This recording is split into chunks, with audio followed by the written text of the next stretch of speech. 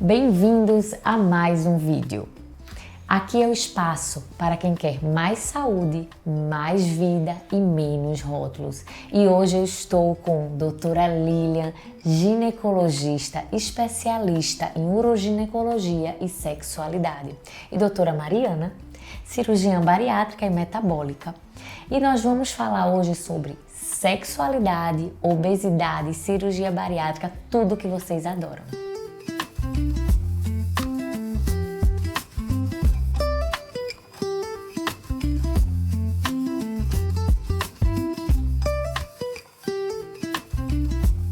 Mari, você poderia nos contar um pouco como a maioria das pacientes chegam no consultório na primeira consulta para o tratamento da obesidade? Bom, obrigada pelo convite para a gente estar aqui com você hoje. E realmente, pensando em sexualidade, é muito interessante como as pacientes chegam todas com uma história muito similar, né? As pacientes que nos procuram aqui para fazer cirurgia bariátrica, a grande maioria delas está nesse período reprodutivo de idade fértil. E as pacientes, quando a gente interroga, porque muitas vezes elas não falam, quando a gente está conversando com a paciente, entendendo a história dela ao longo da vida, a gente vê que a sexualidade é um tabu. Né? Muitas vezes elas chegam já com uma baixa autoestima, às vezes causada por algo que elas já ouviram de outras pessoas, de terceiro até do parceiro, então elas ficam mais retraídas, muitas têm receio até de ficar nua, elas se sentem constrangidas com o corpo, têm dificuldade até de explorar o próprio corpo, têm dificuldade de até referir que tem desejo, que não tem, elas se sentem, esse estigma atrapalha muito nossas pacientes, né? Então quando a gente começa a entrar nesse assunto com elas, a gente vê que muitas delas ficam até emotivas, elas, como a obesidade realmente limita essa parte na vida da paciente e muitas vezes ela não percebe, apenas quando a gente começa a conversar com isso sobre ela e a gente entra nesse assunto e a gente vê como elas estão fragilizadas em todos os aspectos e como a sexualidade, que é muito importante na saúde da mulher, do homem, né, na nossa vida em forma geral, mas essas pacientes obesas, elas têm esse estigma, essa baixa autoestima, essa dificuldade de lidar com o próprio corpo, de se conhecer, e isso afeta muito as relações delas com outras pessoas, relação com os parceiros, parceiras. Então essas pacientes chegam muito realmente fragilizadas. Acho que isso seria o que elas mais representa elas, né? E muitas dessas pacientes também já passaram por situações de violência. Que foi, a gente já falou muitas vezes de epigenética, dos traumas, que são gatilhos para desencadear a obesidade. Então, são mulheres que realmente têm muita história. E é uma consulta emocionante, né, Mari? É uma consulta que mexe. E eu noto que poucos colegas falam sobre libido antes da cirurgia, porque eu acho que é muito importante a gente tocar isso, deixar claro. Porque se após a cirurgia a paciente fala pra gente, minha libido não tá boa, mas como era antes? Se eu não perguntei, eu não tenho um parâmetro. Então, eu acho que a gente sempre tenta, né, Mari, colocar esse espacinho na nossa consulta, porque eu acho que é um tema muito importante. E por isso que a gente chamou você hoje aqui. Lilian, de que forma a obesidade pode impactar na vida sexual da mulher? Vamos lá, obrigada Parisina, obrigada Mari, adorei o convite aí para essa conversa de um assunto que eu estudo e pratico muito no meu consultório, que é a sexualidade. Eu trato muitas mulheres com essas disfunções e a gente sabe que a sexualidade é multifatorial, né? Então a gente tem a sexualidade na verdade a gente fala sobre sexo, mas não é sexo, né? A sexualidade envolve tudo, envolve como você se sente imperante ao mundo, como que você tem a sua autoestima, como você cuida de você. Como você se porta. Exatamente. Então, às vezes você consegue ver se a sexualidade da mulher tá bem ou não na hora que ela entra na porta. Se ela tá com o cabelo arrumado, se ela tá com um sorriso no rosto, se ela tem, sabe, aquele espírito de vida. Isso é sexualidade, né? E muitas mulheres, elas acabam, né, até por não saber que isso é sexualidade, não desenvolvendo essa parte também. E a gente tem também uma questão social, né? Então muitas mulheres não foram ensinadas, né, o que é sexualidade, como se desenvolver. Muitas mulheres foram ensinadas, na verdade, mulher fecha a perna, não pode fazer isso, né? Um ato mais de repressão mesmo, né? Tem religiões, né? Não falo mal de nenhuma religião, mas algumas pessoas encaram isso como uma forma de se podar. Então ela se bloqueia, ela se fecha e com isso ela ela não se desenvolve também. Então, muitas das mulheres já passaram por um passado um pouco mais intenso, né? Não conhecem seu próprio corpo e não foram ensinadas nem como é sua própria anatomia. E essas mulheres, que principalmente quando a gente fala em obesidade, ela nem quer saber da sua própria anatomia, ela nem quer se olhar no espelho, ela não quer se conhecer. Não quer ser pelada. Então, existe um bloqueio ainda maior. Então, a gente está falando de uma paciente que vem dessa sociedade, mas que tem um aspecto emocional e físico que também tem alguns estigmas que acabam excluindo ela disso. E aí, nesse cenário, eu acho que até é interessante a gente conversar um pouco de anatomia. Né? Porque essas mulheres, elas não sabem nem o que é anatomia genital, tá? Primeira coisa, assim, antes da gente entrar na anatomia genital, por mais que a gente tenha essa doença, e a obesidade é uma doença, que fique claro isso, tá? É importante a gente começar a cultivar essa autoestima, né? Olhar no espelho e realmente se reconhecer como sendo aquela a sua imagem de você e se amar desse jeito. Mesmo que você não concorde, mesmo falando quero mudar, não tem problema. Mas o amor não é sobre não gostar do que você vê, o amor é muito além disso, é amar esse corpo, tá? A partir do momento que você ama esse corpo, você começa a ter mais... não tem tanta restrição em se tocar. E se tocar, não estou dizendo só masturbação, é se tocar no corpo inteiro. É ter a sensibilidade aqui, ó, rosto, braços, barriga, corpo, tudo que é pele. A gente fala que o maior órgão sexual que a gente tem no nosso corpo é a pele. Então, explore, toque, para que isso seja também um fator de ativação também desse carinho e da sexualidade, tá? O outro órgão grande sexual é a cabeça, por isso que a gente trabalha muito essas cabeças. Esses são os 2 maiores órgãos sexuais, mas a gente tem um outro pequenininho. Que ele até que é grande, né? Porque tem gente que acha que o clitóris é só uma pontinha, mas o clitóris, ele é a ponta só do iceberg, ele tem um prolongamento grande dentro do nosso corpo. O clitóris, ele é muito parecido com o pênis do ponto de vista embriológico, tanto que quando nós, tanto mulheres quanto homens, estávamos na barriga da nossa mamãe, nosso órgão genital era exatamente igual. Aí o que aconteceu foi que no homem, o cromossomo Y estimulou a produção da testosterona. E a testosterona fez aquele órgão sexual virar um pênis. A mulher não tem testosterona. Então, como não tem testosterona, o órgão sexual continuou do mesmo jeito. Era isso. Então, homem, isso aqui é o homem antes de virar pênis, tá? Isso é muito importante, porque a gente vê algo pequenininho que é grandão. E aí pensa que aqui tem aproximadamente 8.000 terminações nervosas só na glande e o pênis tem 3.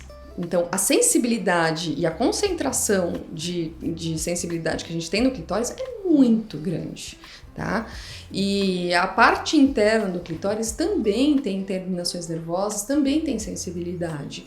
E é importante entender isso porque também tira aquele mito de que a mulher só tem prazer no clitóris, não tem na penetração. Tem. Na verdade, ela tem no corpo inteiro. Tem gente que pode ter orgasmo na orelha. Tem um filme que chama... Como que chama agora esse filme? Enfim, tem um filme que eu vou lembrar. É um filme que é um tetraplégico que é cuidado por um negro, um filme francês. E eu lembro, já assisti. Os Intocáveis, isso. E ele não sente nada daqui pra baixo. Ele tem orgasmo na orelha. A gente consegue desenvolver a sensibilidade do nosso corpo pra conseguir ter prazer e orgasmo em qualquer lugar. É só porque aqui é mais fácil. Aqui já tá muito mais fácil. É só isso. Se a gente for ver aqui a vulva da mulher, né? O clitóris, ele fica exatamente aqui, a pontinha dele, tá? Então aqui seriam os grandes lábios, pequenos lábios, a junção dos pequenos lábios aqui em cima forma o prepúcio do clitóris, que é essa pelinha. Se você puxa esse prepúcio, você vê essa pontinha do clitóris. Mas por dentro, o clitóris está aqui, ó. Então se a gente tem, aqui a gente tem a vagina, tá? E ele meio que abraça a vagina. E na hora que você tem a penetração, você tem prazer nessa região aqui que dizem que é o ponto G, né? Então, não sei se é A, B, C, se colocou G tá tudo certo. Mas o fato é que é uma região mais sensível, que é mais ou menos 3 centímetros para dentro. Se você fizer um toque vaginal, mais ou menos uns 3 centímetros, você vai sentir que tem uma protuberância, que é o pube, e depois o dedo meio que vai para cima. Se você faz um toque ali, tem mais sensibilidade. Claro, se você não estiver excitada, você não vai sentir nada, mas na excitação você faz um vem cá meu bem ali, que aí o negócio, né, dá uma ativada. Né? Ou seja, aqueles mitos, aquela cultura que a gente tem que o homem precisa, toda aquela fantasia em torno do pênis, de tamanho de pênis, vai por água abaixo, né? 3 centímetros tá bom, tá? 3 centímetros tá ótimo. Não precisa. Não precisa. É puramente estética, sociedade, cultural, né? Exatamente. E é importante que a gente entenda isso e que a mulher, né, independente se ela é obesa ou não, que ela conheça o seu corpo, mas a mulher obesa, às vezes, ela tem um pouco de dificuldade física, inclusive, de ter acesso a essas regiões, tá? Verdade. Hoje temos, inclusive, alguns sex toys que auxiliam nisso. Né? Então, desde os vibradores, né, que eles têm um prolongamento maior e que você não precisa fazer a penetração, mas você consegue chegar aqui no clitóris, já vai fazendo sua massagem aqui, tá ótimo. Tem sugadores de clitóris também, mas é importante que ela consiga estimular, que seja com a mão, que seja com o vibrador, qualquer coisa, para que ela entenda como funciona. Porque é muito ruim você chegar e falar, olha, eu não tenho prazer, não tenho orgasmo porque o meu marido não me dá, né? Então ele vai lá, goza rápido, pronto, acabou. Poxa, mas você não conhece o seu corpo e você não ensinou para o seu marido qual que era o caminho das pedras, né? Então é importante você conhecer, colocar o prazer na sua obrigação, né? Não a obrigação do seu marido, é a sua obrigação ter o seu próprio prazer, né? E se ele não conseguir, tudo bem, daqui, dá o meu brinquedinho aqui que eu vou terminar, tudo bem. Então, para que ela consiga ter essa ação do próprio prazer. Na obesidade, a gente tem algumas características, inclusive, do ponto de vista circulatório, tá? Então, isso a gente sempre tem que acabar avaliando, porque muitas dessas mulheres têm diabetes, né, associadas, resistência periférica à insulina, e isso pode também dificultar a circulação sanguínea. Para algumas mulheres, a lubrificação acaba sendo deficiente por conta disso. Né? Tanto é que para homem, né, essa deficiência pode dar uma disfunção erétil, e para mulher essa deficiência pode dar uma falta de lubrificação, tá? Que é do ciclo de resposta sexual, é a excitação, né? A mulher quando está excitada, ela fica lubrificada. E a lubrificação ela vem por essa modificação dos vasos da região pélvica para conseguir lubrificar aquela região. Então, controlar a obesidade e as doenças associadas é fundamental, inclusive para que ela consiga ter uma boa lubrificação e conseguir ter um bom desejo aí dessa região. Tá? Isso foi muito importante. Como é importante, né? Como é complexo, gente. Exato. Muito importante. Muito bom. E aí tem outras questões também em relação à obesidade, tá? Então, quando a gente fala em mulheres obesas, eu falo de uma mulher que tá com um peso na barriga muito grande, tá? Se a gente for ver a pelve da mulher é assim, tá? Ela tem mais ou menos, ela é um pouco viradinha para baixo, mais ou menos assim, tá? Pensa que uma mulher obesa, todo o peso que ela tem tá sobre essa região. E a única coisa que está sustentando aqui embaixo é esse complexo de músculos, tá? Está sustentando os seus 100, 200 quilos, então é muita coisa para esses filetinhos de músculo aqui. Tem bastante músculo, tá? Mas tem limite. O que acontece com essa musculatura, e acontece com a musculatura do obeso no geral, é que não só você não tem uma solicitação maior da musculatura, como você tem um processo, às vezes, de sarcopenia também, que é a diminuição da força da massa muscular. Isso acontece no corpo inteiro e acontece na região de assoalho pélvico também, tá? Isso traz consequências, às vezes graves, como incontinência urinária, porque pensa que a bexiga está aqui, né? E a partir do momento que você está empurrando essa bexiga para baixo, ela vai perdendo sustentação, a famosa bexiga caída, né? E aí toda vez que ela vai andar, vai tossir, vai espirrar, essa bexiga ela vai abaixar mais e vai perder urina. Essa perda de urina pode ser tanto no dia a dia dela, como às vezes até na relação sexual. Isso vai limitar. Muitas pacientes já falaram isso. Principalmente as com obesidade mais severa, que já tiveram parto normal antes. Exato. Isso limita ainda mais, elas passam a ter vergonha, né? Receio. Exatamente. Isso acontece com certa frequência.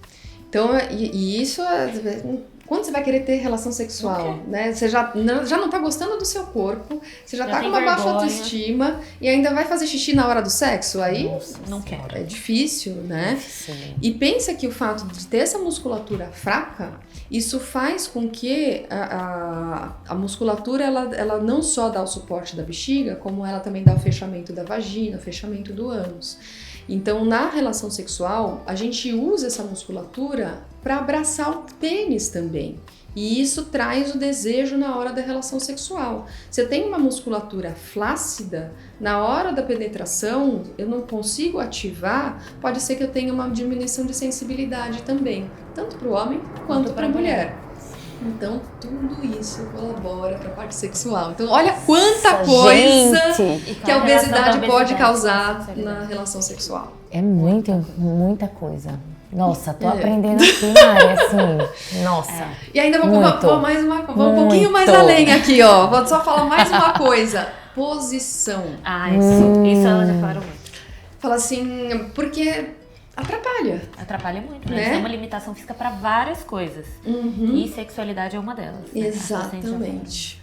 Pro homem também, né? A gente pro homem também. Muito, é o que eu falei, até extra vídeo, que o homem, ele procura muitas vezes a cirurgia bariátrica quando a relação sexual está completamente desgastada. Exatamente. Então, o homem obeso, mesmo quando ele tem a ereção, às vezes não é suficiente para conseguir chegar até a parceira, porque tem uma barriga ali. Então, tem uma... Às vezes ele tem dificuldade até para higiene. Exato. E a mulher também. Então, às vezes, mesmo que ela faça uma abertura de pernas, às vezes tem a coxa acaba dificultando o acesso para uma penetração. E eles começam a ter dor, né? Muitas têm dor no joelho, então às vezes a dificuldade de posição vai começar a ter dor. Exato.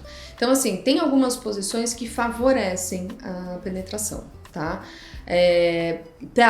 Para mulheres, né?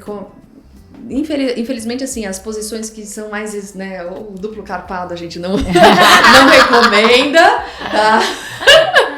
É mais uma conchinha, a conchinha funciona, tá? Então, dobrar as pernas, com isso você expõe melhor aquela região da vagina e aí você consegue uma penetração melhor, né, por trás ali na região da vagina. Então, a conchinha funciona super bem. Uma outra posição muito legal é a tesoura, tá? Que funciona muito para homossexuais, mulheres homossexuais, mas também para heterossexuais. Porque você encosta o genital com o genital. Então, são os dois deitados e você vai encostar, o rosto vai ficar um pouco separado, quase uns 90 graus mais separado. Mas você consegue uma conexão melhor aqui na região genital. Tá? Inclusive, assim, você tem a penetração aqui e a perna do homem, ela tá aqui, ó, estimulando o clitóris também. Então, você tem uma dupla estimulação. Perfeito. Então, é uma posição que elas adoram também. Aí, gente, aprendendo. E, Mari, a cirurgia bariátrica, ela melhora a libido? Diante de toda essa explicação de sexualidade, de quão ampla, né, é a sexualidade, a libido, a cirurgia bariátrica tem algum impacto? Com certeza, né, gente? Acho que isso vai muito de encontro com o que a doutora Lilian tá falando pra gente aqui, nossa especialista em sexualidade, mas a gente vê isso muito no consultório, né, Pari? As pacientes no pós-operatório referem muito essa diferença, como a cirurgia bariátrica, essa perda de peso, emagrecimento melhora a libido. E acho que isso é multifatorial, né? Não só a perda de peso vai melhorar a questão anatômica, como a gente tá conversando, como a parte emocional, a parte de autoestima, a paciente consegue se conhecer muito melhor, então é visível, né, como as pacientes têm uma melhora de libido. Por isso é tão importante, como você falou, a gente conversar com isso com a paciente no pré-operatório, porque elas notam e é muito evidente essa melhora da libido com a perca de peso, a cirurgia bariátrica, a questão emocional, e mais uma vez a gente fala da importância da equipe multidisciplinar, que nesse momento a gente está com a psicóloga também, trabalhando junto com a mulher, com o marido, ou quando a relação é homoafetiva, com a ginecologista, então realmente a gente nota isso com muita frequência. A cirurgia bariátrica, a perca de peso tem um efeito muito importante na libido e na sexualidade da mulher. E eu diria ainda um pouco mais, né? Quando a gente vai fazer, do ponto de vista sexual, né, passar por esse processo da cirurgia bariátrica, incluir o parceiro nesse processo, porque essa mulher, ela vai ficar mais tchananãs, né? Vai ficar bonitona, ela vai querer mais sexo, e às vezes o cara não estava acostumado com isso. Eu falo, quem é essa mulher? Quem é essa nova mulher? Quem é essa nova mulher? Então, preparar o parceiro para essa nova mulher, às vezes, também é importante. É muito importante, você tem toda a razão. Porque, assim, a maioria dos estudos mostram que a cirurgia bariátrica melhora o libido. A gente vê na maioria das nossas pacientes. Porém, tem mulheres que chegam no consultório e falam, doutora, minha libido era maravilhosa. O que é que aconteceu depois da cirurgia? E nesse momento, eu acho que a gente tem que olhar outros fatores, né? Outros fatores que influenciam, porque não está só na cirurgia bariátrica, né? Exato. É como você falou, é muito amplo. Multifatorial. Muito fatorial. Então, o que é que a gente tem que pensar também? Em que etapa essa mulher tá? Como está a relação dela com o marido? Exato. Qual é a expectativa desse marido que você falou? Como é importante ele acompanhar essa consulta? Porque será que ele está acostumado com essa mulher antiga? Será que essa mulher antiga, ela não discutia coisas que depois que ela fez a cirurgia bariátrica, se empoderou, ela passou a discutir? Melhor, Será que esse relacionamento não estava tão legal e depois da cirurgia bariátrica, com toda essa mudança, ela começou a rever? Exato. Coisas? Eu acho que esse é o mais comum, viu? Porque muitas vezes o relacionamento já estava desgastado e ela começa a ver a vida de forma diferente, e na hora que ela olha para o marido, ela continua vendo aquele mesmo marido que ficou lá parado no tempo, e ela não admira mais. Então não é falta de libido, é falta da conexão daquele casal. E falando nisso, nesse assunto que a gente está conversando, a gente já nota isso até no pré-operatório, né, Pari? Pacientes que às vezes vêm no período de preparação para cirurgia, que demora alguns meses, enquanto está acompanhando com a equipe multidisciplinar, elas não notam às vezes que esse relacionamento já estava fragilizado, mas elas sempre vêm sozinhas. A gente às vezes fala, vai vir o seu parceiro ou sua parceira, e o parceiro e a parceira não acompanham, muitas vezes não incentiva a cirurgia, talvez porque não quer que a mulher mude esse padrão, né? A gente vê isso, o parceiro não incentiva, tem a dieta líquida, é desafiador realmente o pós-operatório no início, e alguns meses depois da cirurgia a paciente percebe o quanto esse relacionamento já estava fragilizado, não só a parte sexual, né? Então, às vezes, no pós-operatório ela se sente abandonada, e a gente vê, às vezes, alguns relacionamentos finalizando por isso, mas que talvez já estavam fragilizados antes, né?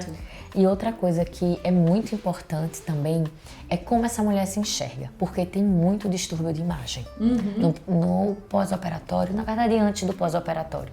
Isso é muito importante, principalmente quando essa mulher, ela tá ali super bem, muito feliz com a cirurgia, vou ter que usar minha calça jeans que estava esquecida, mas vai chegar o momento da flacidez. E a flacidez é algo que impacta. Incomoda. Um ano e meio de cirurgia começa, a mama fica flácida, o abdômen é avental, e isso machuca.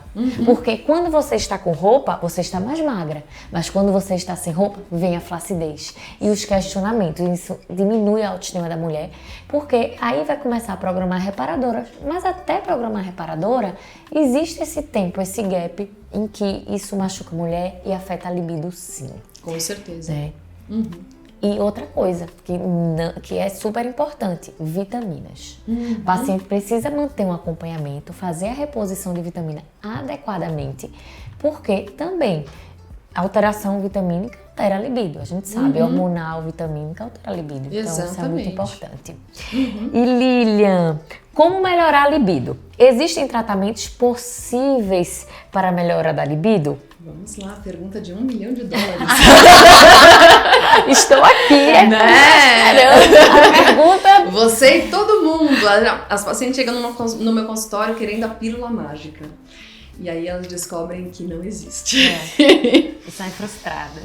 E assim, não existe, mas a gente pode conseguir sim. Porque, na verdade, eu preciso entender a causa dessa falta de libido. E é multifatorial.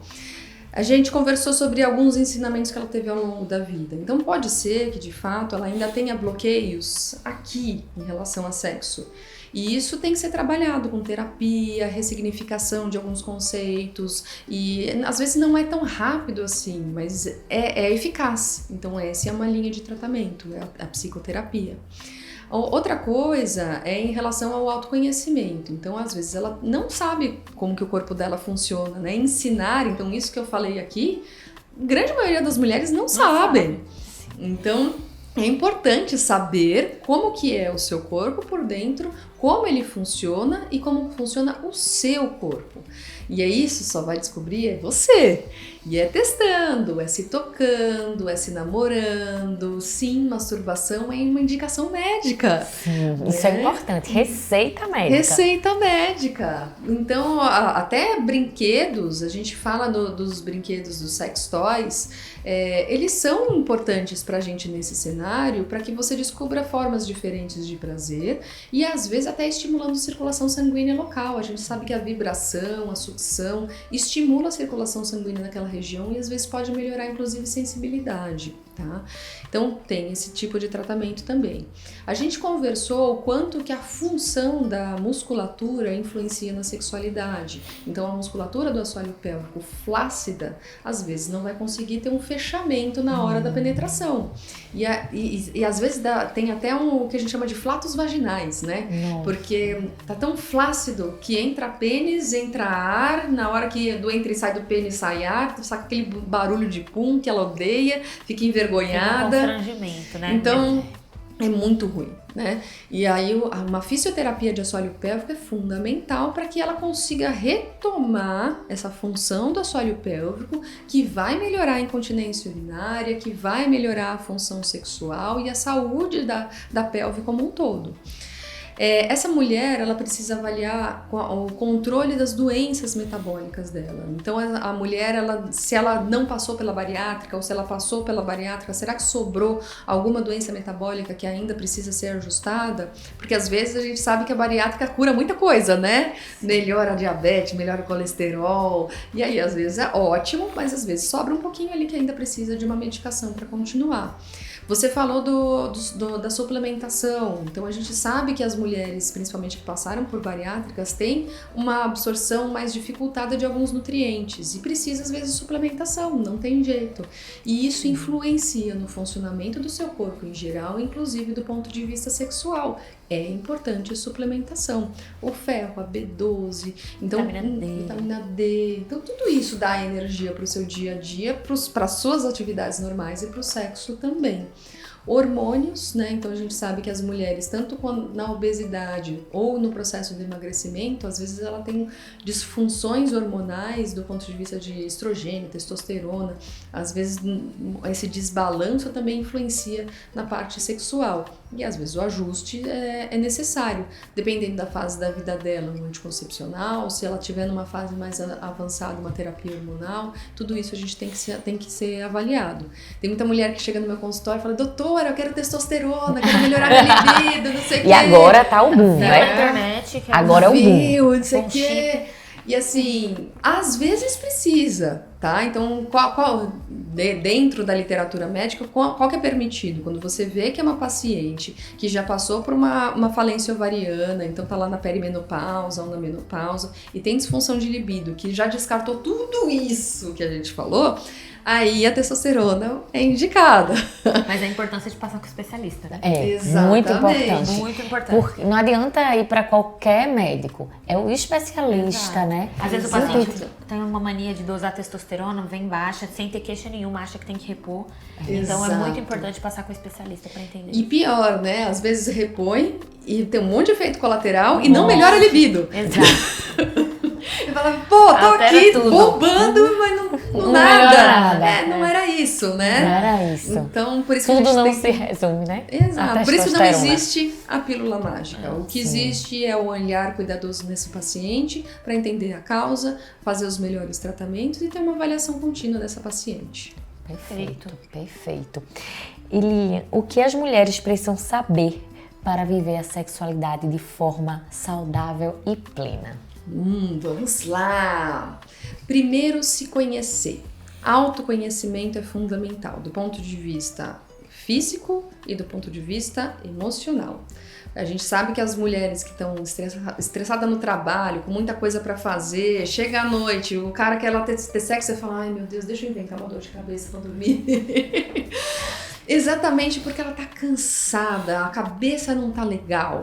Então, se ela não cuida do corpo e da mente, é muito difícil ela também ter uma sexualidade boa, né?